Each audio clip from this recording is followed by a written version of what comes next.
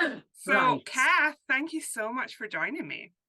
Thanks for asking me, Emma. Right. I was just saying before we came on air that I feel quite over familiar because I feel like I've known you for a long time, but this is the first time we're chatting.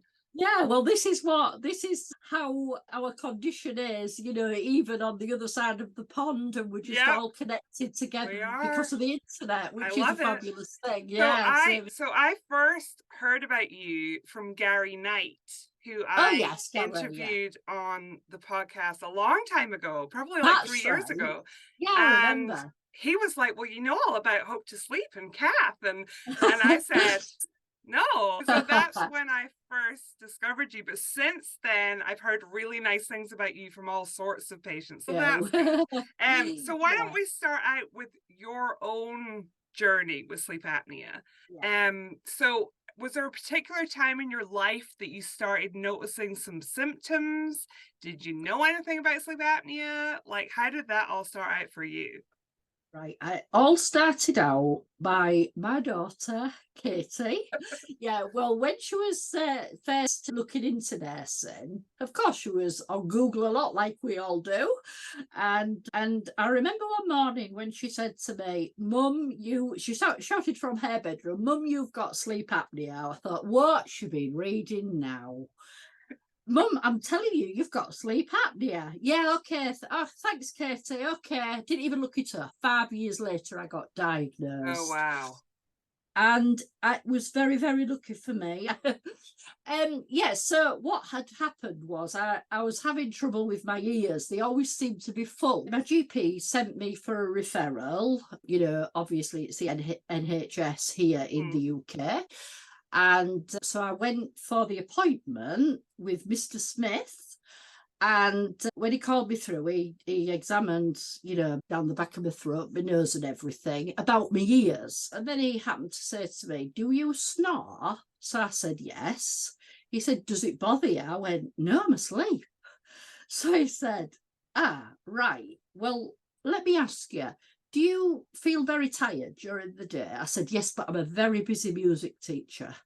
And, I work all hours." So he said, "What about when you just sat somewhere with not much to do?" I said, "Waiting for my appointment with you." I did almost fall asleep in the waiting room. He said, "I am suspecting that you've got sleep apnea." And he said, "That is far more important than your ears. I don't want to take this appointment any further because the fullness in your ears could all be linked with the sleep apnea. And it could be that if I am right, once you go on treatment for sleep apnea, the ear issue could sort itself if it doesn't come back to me." Right. So, what a waste of time. Because what I should have said before I started this journey is that for years and years, my own GP was very, very good. He used to try and get to the bottom of my problems. And my main problem was, which we thought was because I was a workaholic, I worked all hours, 85 pupils a week is quite a lot for a Yeah. single music teacher. So what used to happen about every 18 months, I would literally physically collapse with exhaustion. I remember one time it was dreadful, because it was from February to May, I couldn't leave the sofa. Every time I left the sofa, I would just shake from head to foot. I thought I was having a breakdown, and that was the worst time. Oh, and I had glandular fever. Yeah, I said So that in because it was. America, they call it mono, I think. So But you're glandular very fever. exhausted. Yeah. And Mhm. and what happens with glandular fever is it doesn't always show up in your blood at first. So this was that particular time I'm telling you where I couldn't even move for 3 months off the sofa. February, March, April, 3 months. But it was a good year before I was properly better. Mm. And it was the third blood test when I'm getting better that finally showed it was glandular fever. Mm. But that happened even without it being glandular fever, and I developed panic attacks. Oh, goodness. Yeah, I wouldn't say depression. Apart from when it lingered, anyone gets depressed when you're grounded and you're not that Yes. type person. But it was mainly with me, it was panic attacks, anxiety. And, it did get really bad. I had to have counselling, and I had counselling for more than a year every week. And I will always be grateful for that. And I would always suggest and make a anybody huge difference. Absolutely. Never be afraid. I thought, a bit of a stigma, but I'll talk about it especially now in the UK. Yes. But thankfully there's a lot of good things are happening now Roman Kemp, I don't know if you know him, in the USA. He's very famous over here. He's been diagnosed, it was all over the media, with sleep apnea. I think it was about a couple of years ago, and I noticed he's doing a real lot about mental health with men. What I don't know is whether, because it's hard to get to these people, right, when they're obviously in the limelight. I know what that feels like. He's obviously had some mental health problems himself, and I would guess that a lot of this was when he was undiagnosed for sleep apnea. As I was saying, I will always be grateful to my counsellor. It was provided by the NHS because he helped give me the tools, really, the coping skills. Because I still didn't know I had sleep apnea then. And it's looking back in hindsight, it explains why both times with my children I got really postnatal depression, we call it here. And because I was obviously, your sleep apnea is worse when you're pregnant and hormonal, and then you've got to go with all the lack of sleep on top of what we're already living with, unbeknown to us. So all of that makes sense as well now. I'm just nodding a lot because I had one pregnancy undiagnosed and untreated, and I had another pregnancy after diagnosis and treated with CPAP.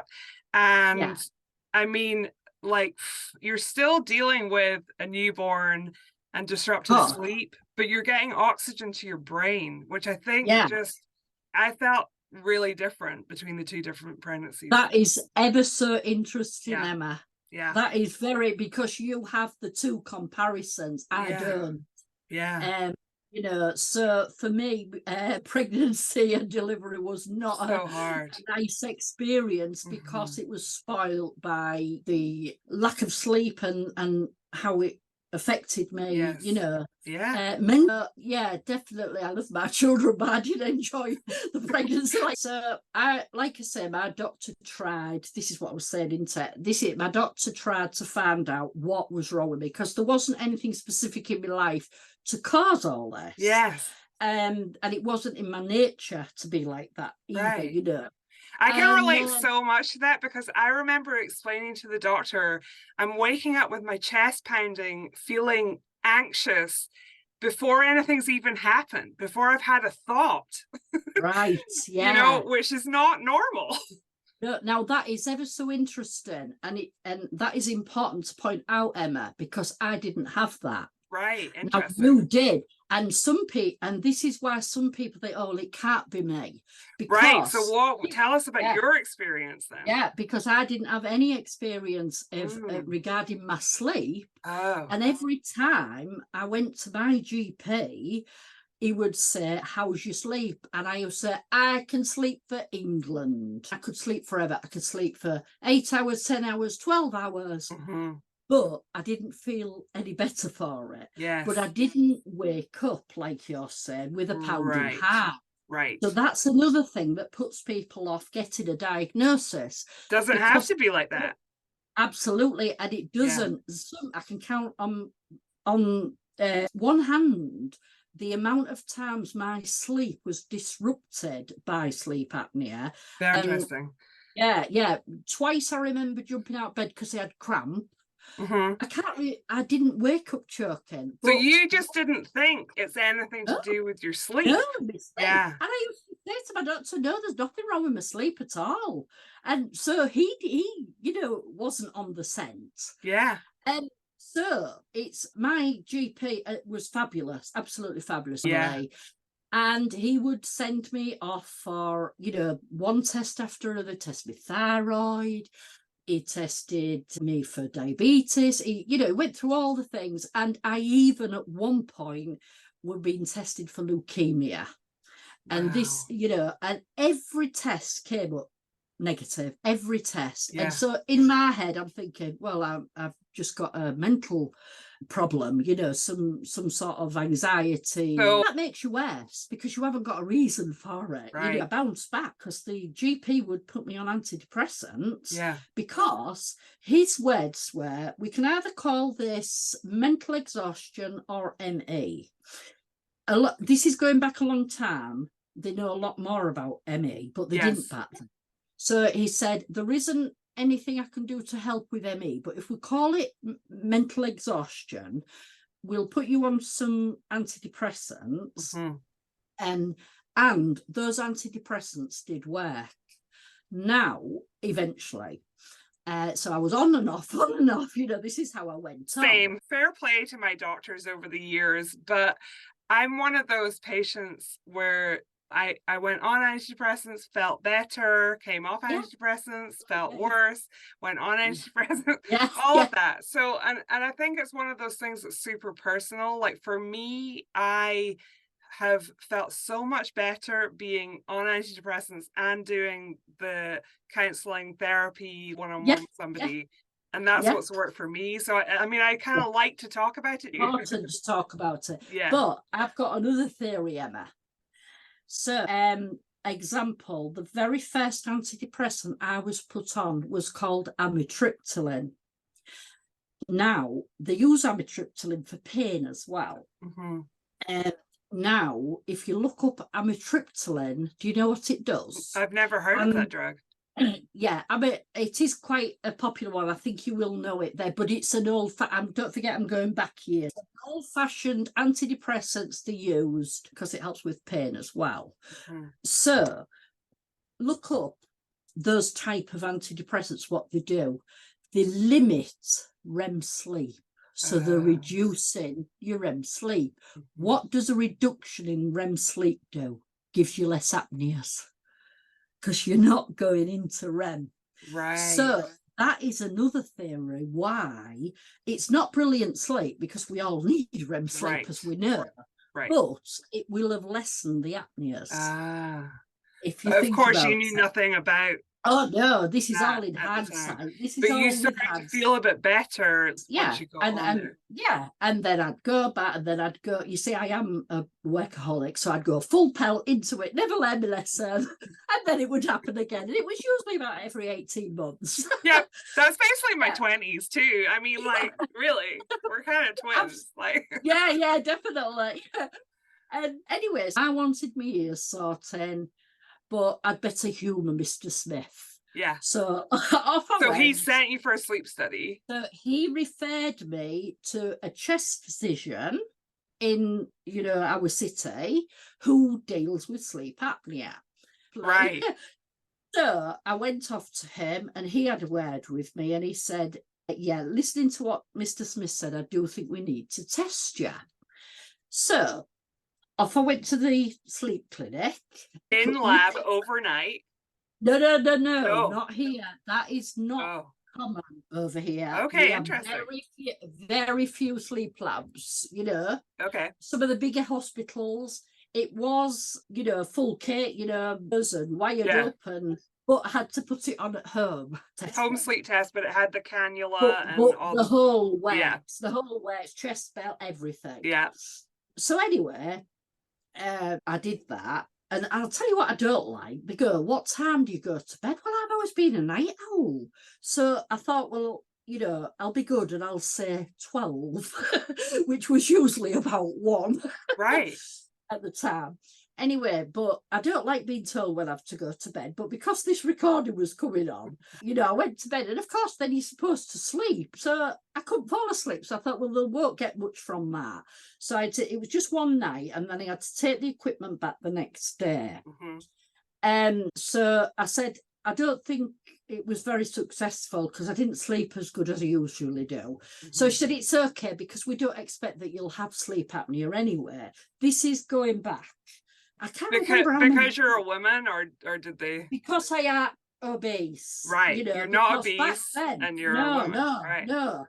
I'm not thin. I don't know if you can see me. I mean, I'm not thin, but I'm not, you know, I'm not. Right. You're not obese. No. And so the sleep clinic said you won't have her. Now we're going back, and I think it's 2007. This. Okay. Well, back in 2007, people. I was 2008. Oh, really? Yeah. Yeah, that's when I got my diagnosis. Different, yeah. Yeah. So a lot of people were overweight. Well, in fact, nearly everybody was. Oh, yeah. In the UK, anyway. And I always remember going to my first support group meeting connected to the hospital, and I've never felt so slim in my life. And I'm not slim, I'm just average. Right. But because I was the only person at that support meeting that was of a normal size. Yeah.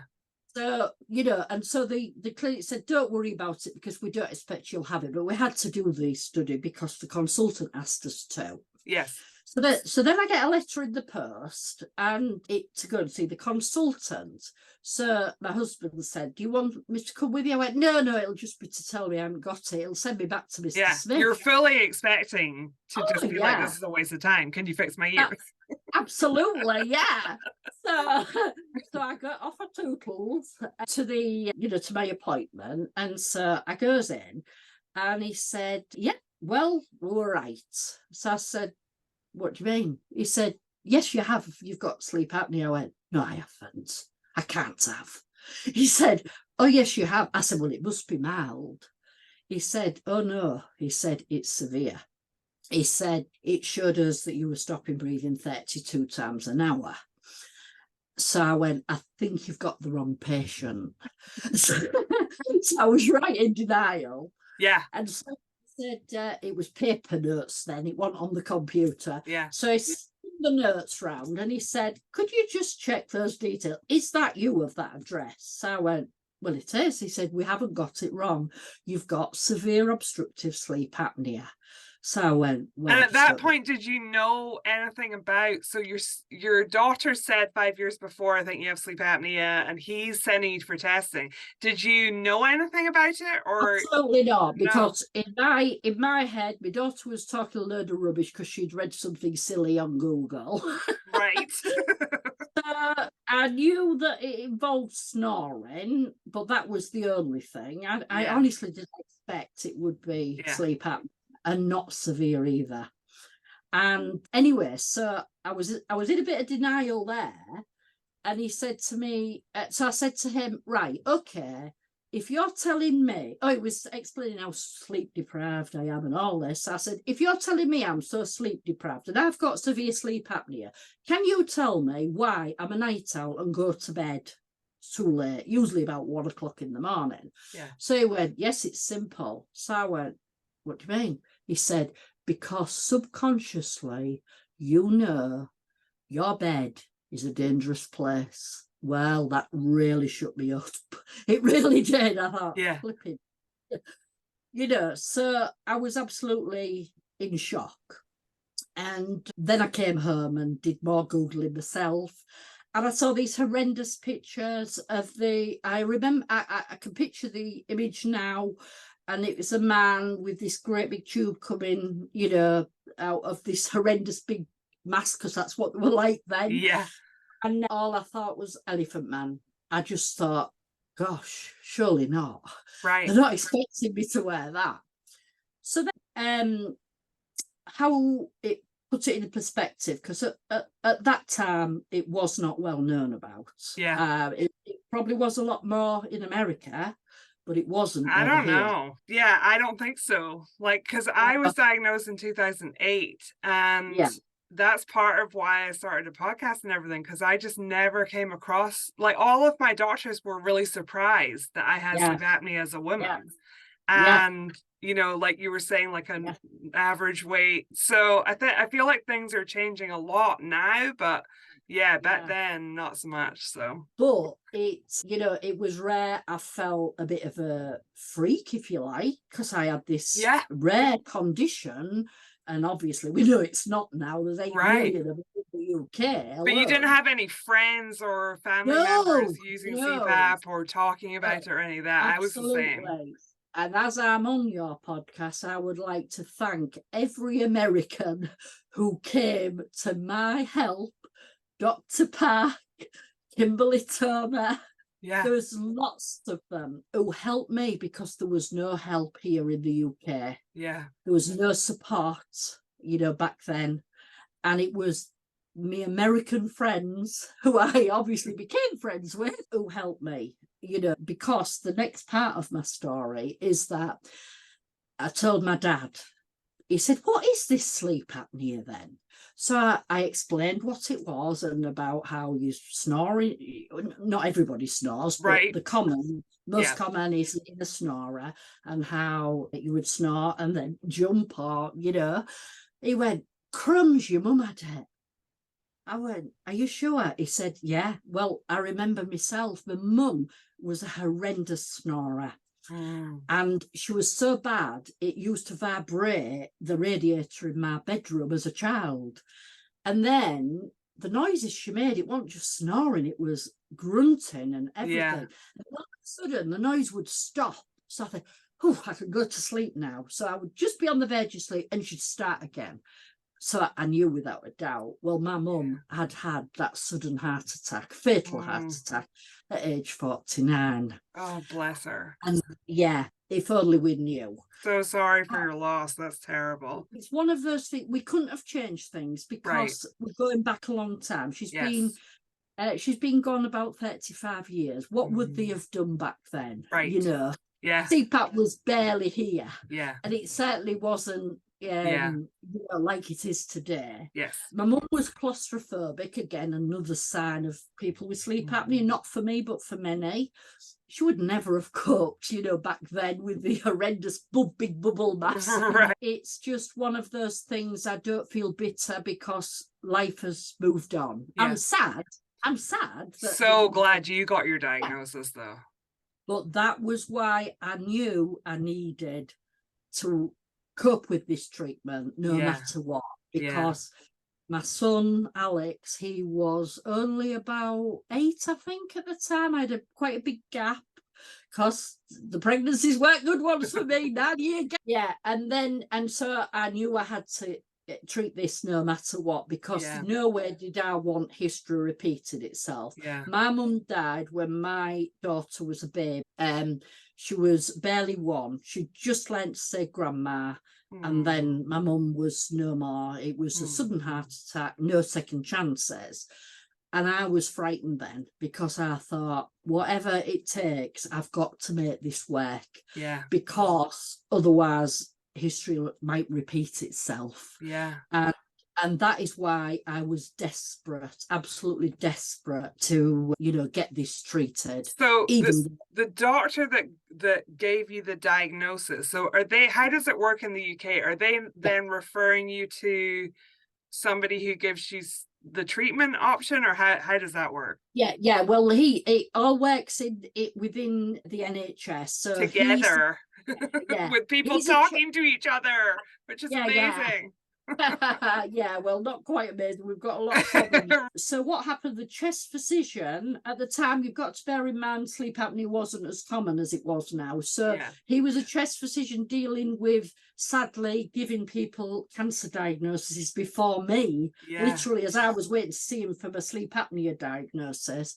But he worked within the sleep clinic. So that's when I'm passed back to the sleep clinic into the physiologist's hands, who then gave me the, because we get the CPAP machine. We don't have insurance. We don't need insurance, I mean. But there's pros and cons for that, because you have to have what you're given. But we're grateful in the NHS because, we do at least get. There's no cost to the end user. No, there's no cost. No, that's right. I mean, sadly, because of the long waiting list now, the way things have gone, some people do, end up paying out of pocket for things. Absolutely. But anyway, back then, but there was a delay. So there was a delay. I think the delay was something like October to March before I could get the CPAP machine. Yeah. Because it had only just been approved on NICE, the NICE guidelines, Yes. who guide the hospitals of what. Which I'm familiar with just because of our friend Vic Beer. When they updated the NICE guidelines, I think he did a video about that. And so then I was like, what are these NICE guidelines? And then I went down a rabbit hole about that. Yeah.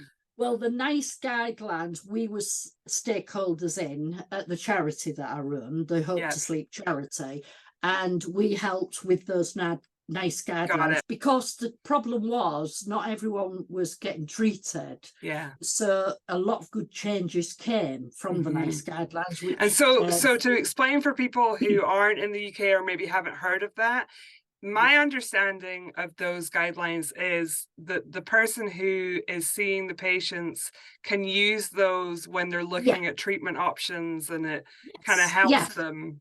Yeah, absolutely. Because on the latest guidelines, they brought in other things. They actually said that mandibular advancement devices could now be given. They already were in some hospitals, but it wasn't on the guidelines. It's on the guidelines now. And so is the night shift. We sell the night shift at the charity. Which is a positional therapy device that encourages people to sleep on their side.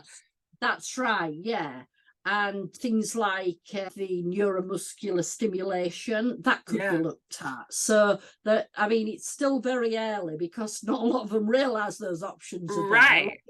So that's good to have them on the guidelines so that people have options. That's it. So with me, NICE had only just approved it. So each hospital, because there wasn't many people getting diagnosed back then, the hospitals had to get approval from within the hospital to have these CPAP machines. So I did have a wait. Now that is not nice. And that does happen, sadly, where sometimes clinics are giving a diagnosis and they'll say we can treat you in a year. That is very, very sad. I would actually rather not have the diagnosis until they could treat me, because I made the mistake of repeating in front of my young son that I was stopping breathing 32 plus times an hour.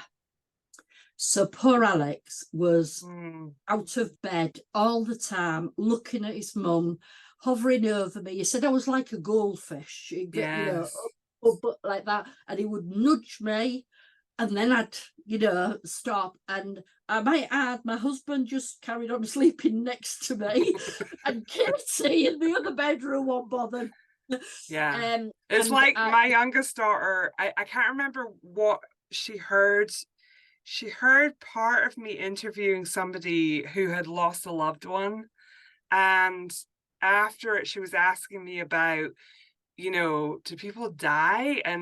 And I kind of said, like, sometimes if people don't get treatment, but mommy has, that's why I wear my CPAP, and, my sleep apnea is treated. And so that's why, so that I don't worry about dying.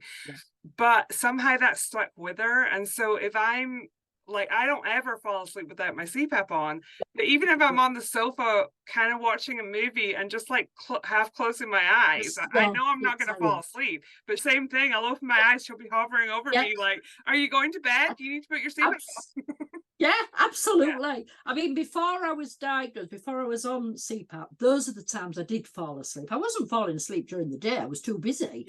But as soon as I sat down, and I would sleep, and then it was mainly Alex again, looking after his mum. And he would come and he'd be nearly crying, trying to wake me up to get me off that sofa. We didn't know about sleep apnea. I couldn't be woken. That was the problem. I would go into such a deep sleep. So I never had a nap.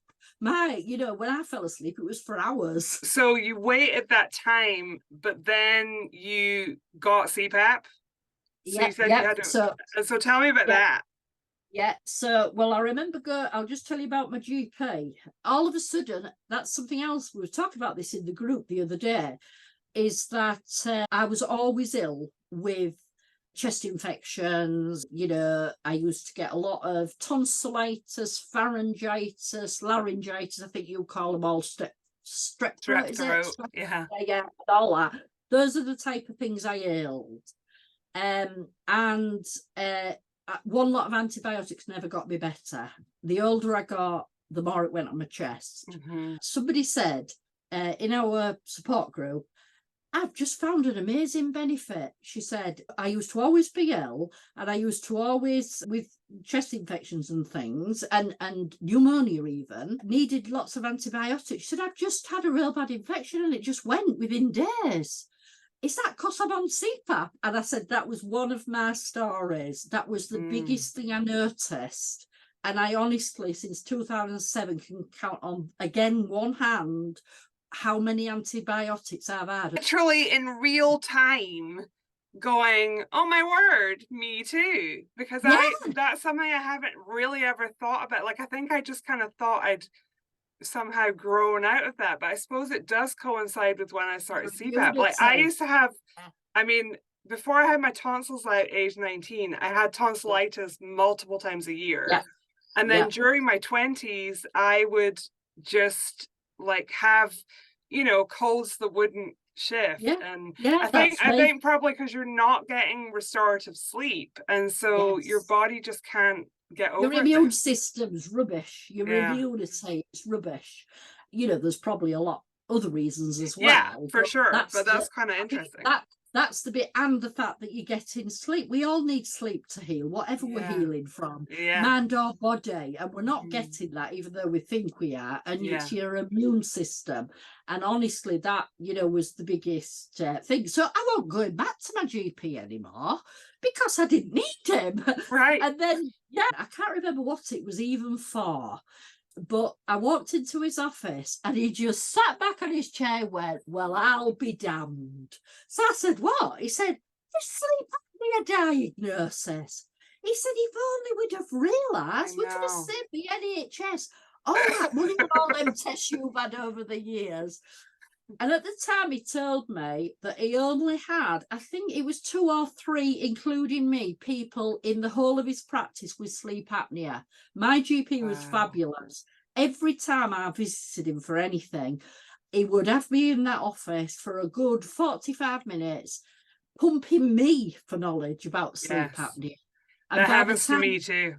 Yeah, really. Yeah. And by the time he'd retired, he had hundreds of people.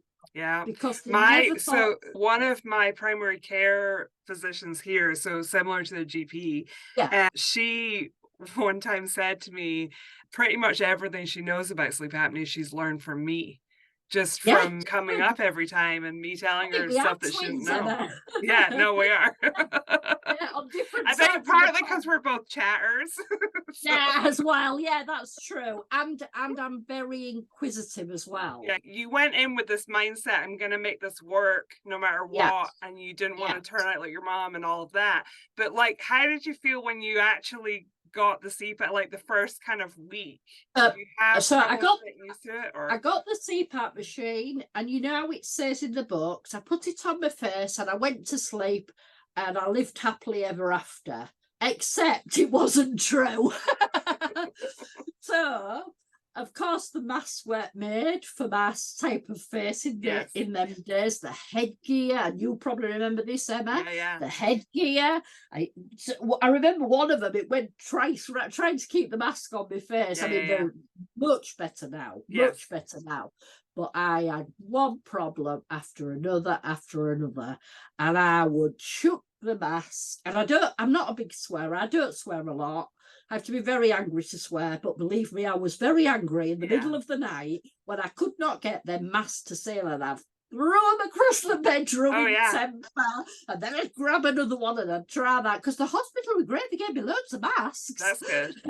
But none of them were working. No. So, and like I say, I got loads of help from my friends, across the pond, mainly in the USA it was.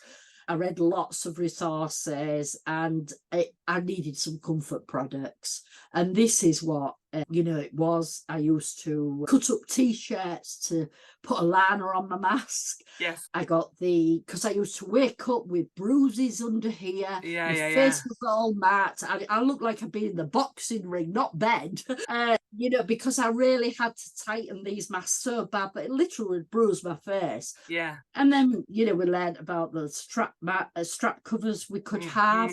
Then, of course, I'd get my mask sorted, and then I'd get poured with rain in the middle of the night, from the humidifier, and you name it. I had a problem. Yeah. I paid a lot of money because you have to pay duty and all that. And I got the things from the USA, but the clinic were amazed because they'd never seen anything like this before. So they said, next time you buy, will you buy extras? And we'll send people to your house to buy them off you. Yeah. Well, I like things like that. So I set up an eBay store. Literally to help people. I wasn't making money on anything. I literally, whatever it costs to get them, including the duty and you name it, I'd put them on eBay. But a little bit extra because I had a little pot. So every time I sold things, I would build up so I could buy more. And this is how it went on. But what flabbergasted me was the hospital used to send patients, they'd knock at my door, sometimes in the middle of people's piano lessons. So in the end, I had to say, can you get them to make an appointment to come? Right. But it wasn't just that. They didn't just want that little strap cover that maybe cost them £5. They wanted to talk. Yeah. And it was the same on eBay. So so at that point, you hadn't even started a charity? No. You were just like, that's just me. That's hilarious. I know. This was Kath Hope, little old Kath Hope. Yeah. And I was just doing that to try and help people, which is my nature. I mean, you don't start a charity if you're not that kind of person. Right. And so it was almost like an unofficial charity. Yeah. And this was 2009, by the way. I remember that day. That date, I mean, when I started doing this. And the trouble is, you see, it wasn't just an eBay sale. I always go the extra mile. So I'd say, I hope you found the order help, what you've bought helps you.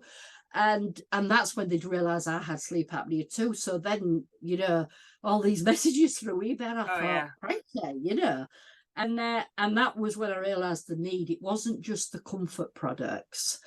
It was people the connection. Absolutely, yeah. And so this is how it started. So I thought, right, what I'll do is I'll in my head, I always wanted a charity, but I couldn't really do that from the beginning. I used my name, Hope, Kath Hope. So we used Hope2Sleep. Yeah. And that's where the name came from. So I set up this Hope2Sleep as just a little, I say business, but it was an unofficial non-profit business, because every time we sold anything, you just put it back into buying more stuff for people. Buy more stuff. Plus all your time of talking to people. Oh yeah. Yeah, that's right. Trying to teach 85 pupils. So this was back in 2009. And I went to the bank because I thought we need to get this going better. And I didn't have spare money myself. So I went to the bank and I thought the bank will give me a loan. And, if they give me a loan, I'll be able to get a lot more of these products and help a lot more people quicker. And so the bank, I can remember him now. He looked at me and I know what he thought. Silly woman.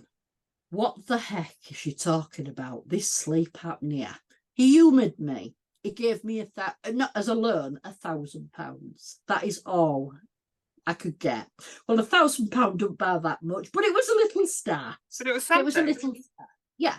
So I bought more products and I added cleaning wipes, because the wipes, I still use the Beaumont ones, the citrus ones. They are quite expensive, but they're brilliant for cleaning off the oils from the cushion, because I can't be doing my mask every day and soaking in water. I need to, that's right. I do that once a week, but the other days wipe on the mask. So I started bringing that in as well, and people were saying what a difference, because they weren't having all the leaks they were getting.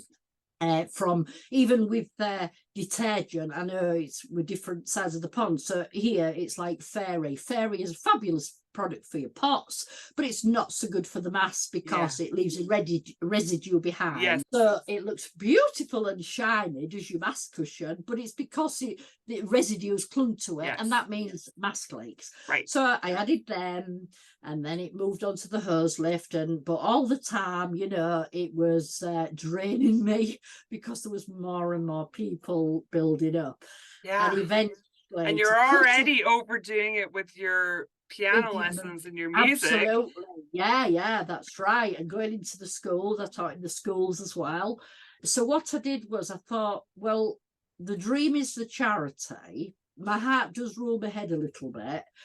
You know, sometimes I make mistakes that are not quite so good, because what I did was, as pupils left, because when you've got music pupils, you've got them for about 10 years when you're taking them through all the exams. So, you know, it's a commitment, and I would never have stopped teaching them in the middle, you know.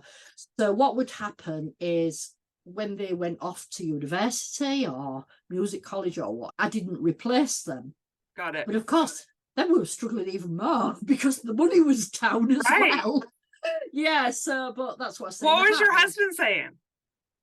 Well, he's supportive because I'm very convincing, you know. Yeah, so really, Hope2Sleep was an unofficial charity because I never really had the time, literally the time to get it sorted. And, you know, people had joined me. And I remember it was a friend who we got her husband diagnosed because his blood pressure they couldn't sort his blood pressure out.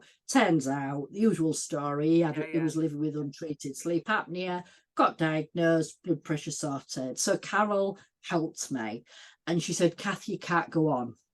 It was breaking me. I on my own was supporting about, by then, 5,000 people, which to one person is quite a lot. That's too much. Yeah, and also the orders. And like, my husband's fabulous. He worked for the trains, so he worked shifts. If he was on an early shift, then it meant he got back about an hour and a half. Just gave him time to do the orders, because there's no way I could teach, do orders and support. And so Carol said, enough's enough. I'm going to help you get sorted as a charity. Good. Thank goodness she did. Carol. Yeah. Yeah. Haven't met her, don't know anything about her, but that was a really I love Carol too, yeah, because it saved me, because by then, you know, I was being well treated for my sleep apnea, and then I was getting exhaustion for trying to help people with sleep apnea. Doing way too much, yeah. Remember, this went on from 2009 to 2016. I struggled all that time. And then in 2016, we became an official charity. And it was because people used to want to donate to Hope2Sleep. Yeah. But I wouldn't take the money because I wasn't officially a charity. Right. So I would send them to other charities, say, give you money, you know, there. The British Lung Foundation or SATA, that was a charity here. And so I do all the work and tell them to go elsewhere with the money. But that's not the case now, obviously. You know, we're an official charity. And the story is that we are now, on our last count, we're supporting 22 to 23,000 people now. That's amazing, Kath. A team, not just me. Right. You know, we've got Natalie and Sue in there, John in there, you know, I'm at the charity now. Yeah. We've got all the trustees, and we've got our super chairman, Samantha Backway. You'll have seen her in our group, Emma, because you're in our group. Yeah. She runs a very busy sleep clinic herself, and she's chairman of our charity. Nowhere could I do what I'm doing today without the backing of that team, and the team who says, Kath, you need to rest a bit, because I do need. And I'm on that team. I would like to be a member of that team. Yeah. So that is the story. So what Hope2Sleep do as a charity is that our priority is always support. Helping people get diagnosed, you know, people who come to us and I think I might have sleep apnea, or or my GP won't refer me, and and we're helping people Yes. with the CPAP therapy. So that is the big part of our work. The other part is raising awareness. We Yeah, go I see all you all over at the moment, oh, like going to everywhere, different yeah. health fairs That's, and, yeah, out that's into the what we do. community. Yeah.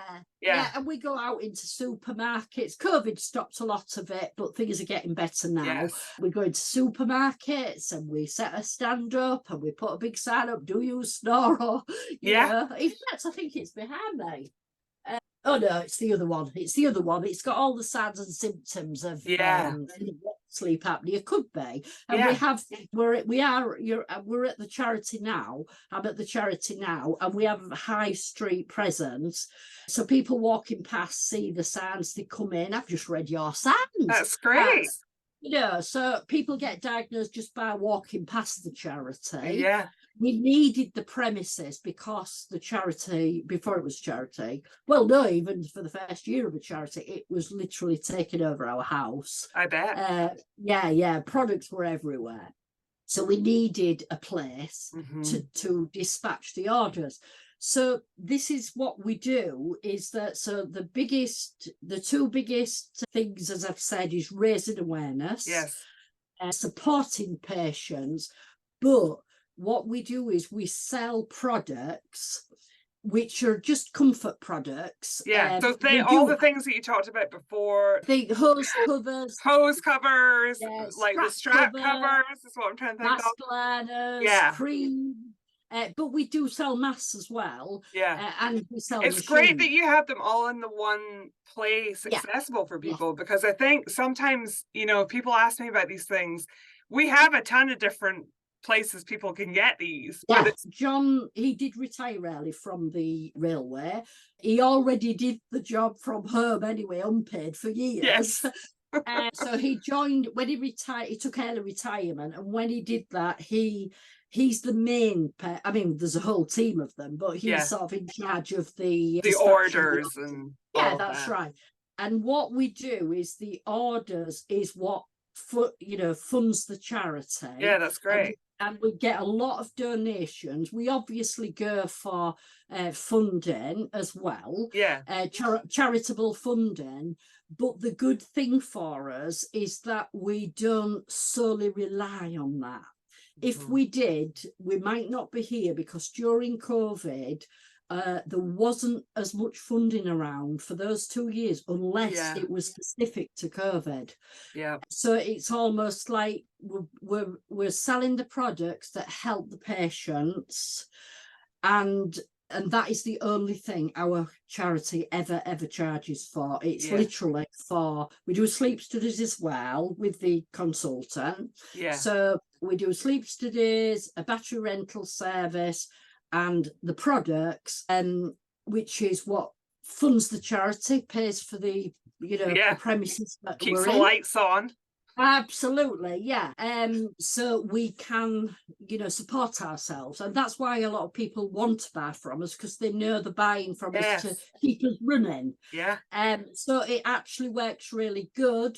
And obviously we take in donations as well. People might say, look, I got this mask, but it's no good and I can't send it back.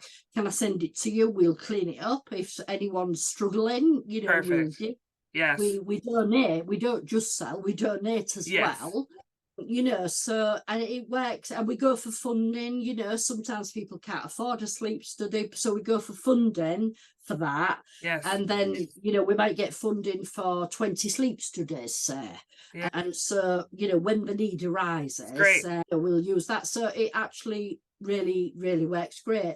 But it also means that we can help practically, even with the sleep clinics, because they might have a patient who they've tried everything with. The patient really wants to be compliant with the sleep app, but they've run out of ideas. Yeah.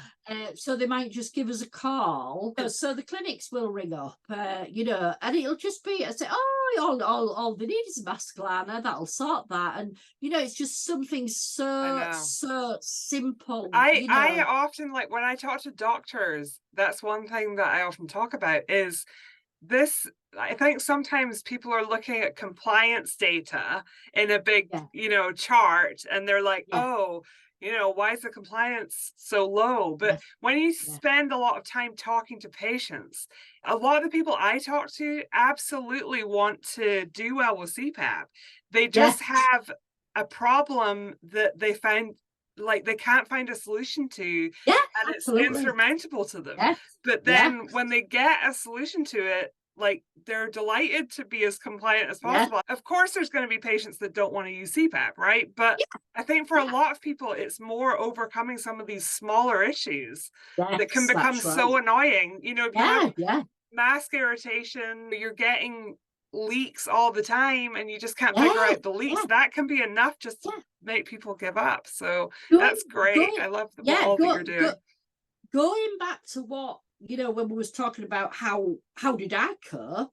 Yeah. As I said to you, I was not disturbed during sleep, even though I had severe sleep apnea. I slept through.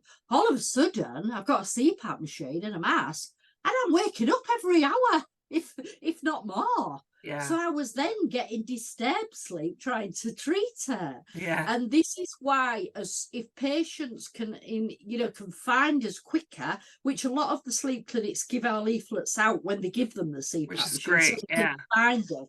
Because if we can get those people immediately the diagnosed, we Yes. can help them straight away with any of the little hiccups. The majority of people who use CPAP, and I'm not saying about there's other ways to treat, we know that. Yeah. The reason why CPAP is really used first and foremost is because no matter what the cause of the sleep apnea is, whether it be the receding jaw or whatever, or position even, Yep. that will treat it.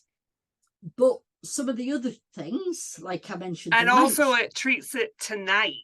Like yeah, sometimes exactly, yeah, the thing that when I talk to people who are looking at kind of longer term, like maybe they want to do a surgery or there are lots of different yes, ways to treat sleep apnea. But yeah, my thing is always like, what are you doing like right now? exactly, yeah. It's For whatever it has it's to like be, get them on. Some people it can be caused through being overweight. So, without the weight, they genuinely don't have sleep apnea. Yeah. So they'll say, well, maybe if I try to lose weight first, yeah, but you'll have a job to lose weight with untreated sleep apnea. Yes. Get them onto the CPAP, they'll suddenly start to sleep. All of a sudden, the diets they tried before that never works suddenly work because they're able to sleep. They're getting good sleep. The more doctors I talk to, the Yeah, more it's really that way around of find a treatment that works, yeah. and then whatever diet and Ab- lifestyle things you're trying to yeah, do are going to go so much better. that's right. Exactly. And the thing is as well, like the NHS, we get treated by the NHS. The NHS can give CPAP. They don't have the resources to find out the exact reason why that person has sleep Yes. apnea, as to whether a mandibular device might work. Right. Well, As it's to whether partly resources, but we absolutely have that in the United States as well. I mean, really, people aren't being offered, there's drug-induced sleep endoscopies and yes, yeah, I've you had know one of those. Yeah, CBCT scans and all different yeah, yeah, tools that people can yeah, use to figure out what's going on, but they're used in a pretty narrow way where, like, if you're going to an ENT and they're considering a surgery anyway, like they yeah, might do a drug-induced sleep endoscopy as yeah, part of that. But yeah. like I'm not coming across people all the time that are having all these diagnostic No, tests. So no, yeah, it that's right. tends to be like try it and see, which Yeah, can be really frustrating and yeah. expensive for patients. And the thing is as well, like we sell the Excite OSA. Yeah. We sell the Zeus, which you can't have in the USA No, yet. we don't have it. No, you I can't have saw that. Vic's video about it, but Yeah, that's all I know. yeah. Hopefully you will eventually. Yeah. The Zeus is at the moment for snoring. Yes. But tests are going on right now, research which we're part of, Yeah. as to how well it will treat sleep apnea, which Yeah. we fully expect it will. In the USA, apparently snoring is a medical condition. in the UK, snoring isn't a medical condition. Right. So the not FDA process to have that yeah, approved they won't allow it. different. They won't allow it. Do you see? Yeah. But once it's proven, which we expect it to be, you know, watch this space, obviously, because we will be talking about it when the trials are over. They're going on right now in the NHS in one of the hospitals. Then the Zeus will be able to come your way as well. Yeah. But so we have like the night shift as well for if it's positional, because some people, you know, they don't even know whether it was only on the back. No. So you know, the idea is get on your CPAP, get treated. You can start thinking better once you're being treated. Then if you do want to look to see, if you look on our YouTube channel, you will see about the Zeus, Zeus, and you will see us talking with Professor Steyer, who is one of the medical advisors of our charity and my own sleep consultant. And you will see the manufacturer of the Zeus as well. And we talk in that webinar where we actually talk about combination therapy. Sometimes people are trying their best with CPAP. They'll never be comfortable with it. Let's try and help them. But it takes time, Emma. And like you just said, at least with the CPAP, it's treating them while they're looking. So what people do who can afford it, because like I said, we don't have we don't usually have medical insurance over here for sleep apnea. They might sometimes pay for the sleep study, but they won't pay for anything else. So it's out of pocket if people want to try things. Absolutely, yeah. So they might buy the Exciter OSA and they might use it, and they'll use it, and then they'll have a repeat sleep study. And then we'll be able to say, that's good, things have improved. You've still got sleep apnea, but you've dropped now into the mild criteria from moderate, say. And then someone else will use the Exciter OSA and say, sorry, it's made no difference. Because not everything will work for everybody. It depends on the cause of the... And then you'll get people who might pay and have a mandibular device made by a dentist. And again, the same story. You know, that's what you're probably exactly the same as me. I feel like you're one of the few people that gets this, right? My email inbox and my DMs on Instagram are like, oh my word, I'm so glad I got my diagnosis. I love my CPAP. Everything's great. Next person, I hate my CPAP. It's awful. You know, and then the same for every single treatment option you have. It just really depends on the person. And I think the other thing is the person. It's great when we get mostly good stories once people use it and feel better, but you get those. I absolutely hate it. Don't get us wrong. If me or you, Emma, could manage to 100% treat our sleep apnea, you know, if there was another way where it would treat us and we didn't have to use the mask, we wouldn't. But we accept it, and at least we only put the mask on for bed, don't we? For sleep, I should say. Not even for bed, for sleep. You know, so people will say, with the mandibular devices, this is a big problem I've got, is that sometimes the snoring stops and people assume the sleep apnea has as well. But you need a follow-up sleep study is the thing. This follow-up sleep study, which, you know, vital. Even the NHS don't always do that because they can't afford it, you know. And so these people, and we've had it, they'll go and they'll pay, you know, £1,000 or more for, you know, to have the mandibular device made.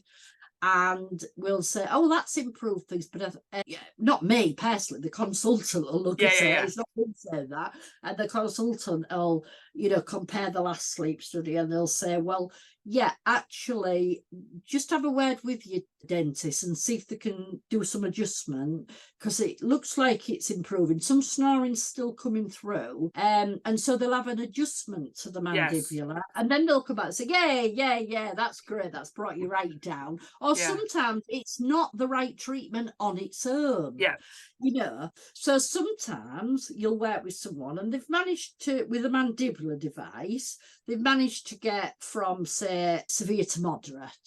But then we found, hang on, there's a lot of apneas going on your back, so let's try with the night shift as well. Yes, with combining with positional therapy and absolutely. Yeah. That I just added an oral appliance to, like, so I wear an oral appliance and a CPAP. Yes, and a CPAP. And so for me, like, I have severe sleep apnea, and mine got significantly worse when I started perimenopause. And I gained some weight, and my hormones were all over the place. So my doctor was like, let's increase your pressure with the CPAP to make sure it's treated. And so for me, and this is not everybody, but for me, I found I was getting more mask leaks. I'd had CPAP for 15 years at this point or whatever. So just the increased pressure, like, for me, just wasn't as comfortable. And I was kind of like waking up more. So I'd been reading more about, I've been interviewing people who had tried doing an oral appliance and a CPAP together. And I'd been reading about that a little bit. And so I thought, well, I'm just going to try it. And for me, like, it's not the same for every person, but for me, what I found was it's helped because I had another sleep study, and I was during the sleep study wearing the oral appliance and the CPAP. They were able to titrate it so that it was correct for, like, wearing the oral appliance. So I was able to reduce the pressure, and that's really helped me a lot. So I think that it's often this combination where this is so important that you've just mentioned that, Emma, because we're not twins in everything. Because I also always had high pressures. Whatever, run up to maximum. If I was on APAP, they had to change me to CPAP. And so my sleep consultant at the time sent me via the NHS to have a mandibular device made specifically for me. So I was really excited to do with CPAP. With the CPAP. So I had this made, and I was dying to see my results. So we left it back on CPAP to see the difference in what the mandibular would do for me. It never did a thing. It never did a thing, Emma. And even worse, I'm unlucky, even worse, I ended up with a dental cyst after 2 weeks. Yeah. So it was not for you. It was not for me, but the dental cyst, I've realised by saying that I don't want to, worry people, because I am a bit unlucky. That would not happen to most people, but for me it did, and I had to go in hospital for surgery. But the disappointment was it didn't do make a what difference. The consultant. So for me, the mandibular. For you, it's great, and that's why our treatment is individual. And I think that's things that it's tricky for people to get their head around, because there are so many moving parts to this. Like, so a mandibular advancement device is not going to work for a person where their tongue and their soft tissues kind of blocking their airway. Absolutely. It's not part of it, right? Like people who have extremely compromised airways, where their airways collapsing in on itself, there's nothing a mandibular advancement device is going to do for that. I think that this is why for patients it can be really frustrating, because they're paying for, different treatment options and having to just trial and error it. Absolutely. And this is why it was important, your story and my story, us two, the same thing. It didn't happen for me. What happened for you? The consultant was disappointed, but it wasn't the right thing for me, but it is for somebody else. I get that completely. Tell everybody where they can find you. All right, yes. Well, find us. Like I said to you, we've got the charity premises in Hull, East Yorkshire in England. And what I didn't tell you, Emma, is we have often had people, obviously, I bet they come from all over. USA, USA, Canada, oh my goodness. Abu Dhabi. Greece. Now, obviously, I'm saying that Australia, some of them are on holiday here. Yeah, so, yeah. But because they're already connected with us, there's no way they're coming to England without having it Right. dropping in.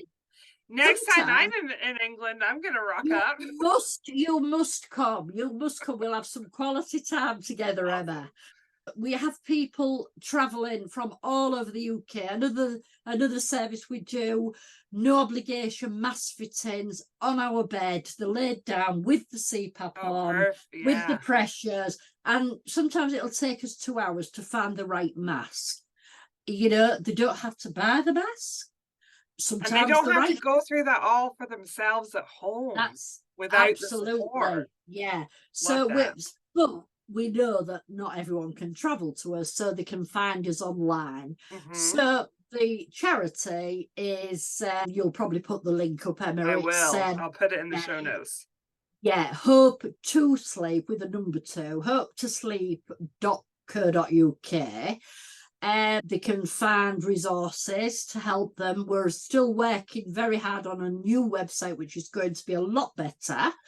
And then we have a lot of people, as you know, Emma, in our support group, which is the Facebook support group linked with the charity. Be careful, because there are a lot of people who set up these groups just because they happen to have a condition.